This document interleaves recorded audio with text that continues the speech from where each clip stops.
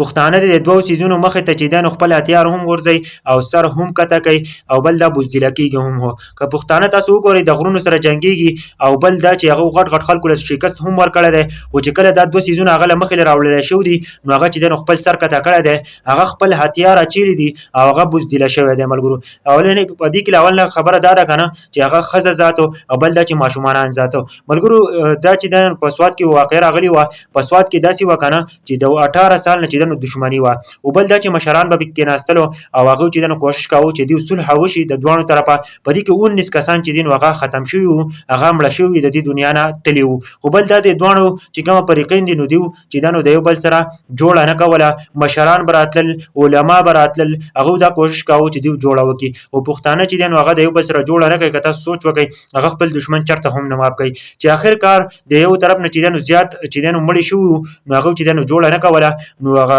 علما ولګیدل او مشران ولګیدل هغه چې دین شپږ جنکه او یو بنځه چې دین هغه خزي چې دین هغه راوستلې او د کم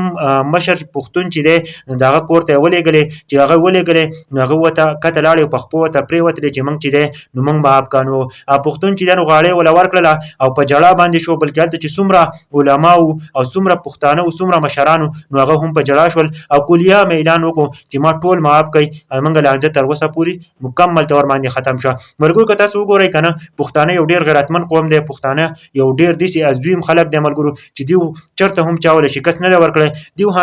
همیشه خلکو له شکست ورکړي دی او چې کله زنانه ذات ول راولي او کله چې ول ماشومان نه ولي نو دی هغه ته سر هم ټیټي او بل دا چې دی بوزدل کېږي هم او دی چې د خپل هتیار هم ورځي او نن دا مونږ ولیدل په سواد کې دا کوم واقع چې راغله تاسو مکمل تور باندې حیران شئ نو زما دا ویډیو ضرور ټول پښتنو ته ورسوي چې پښتانه یو ډیر غیرتمن خلک دی د غرونو سره هم جنگيږي او د ماشومان په مخ کې او د زنانو په مخ کې چې دی نو دی بوزدل کېږي هم او دی خپل هتیار هم ورځي او بل دی خپل سر هم کته کوي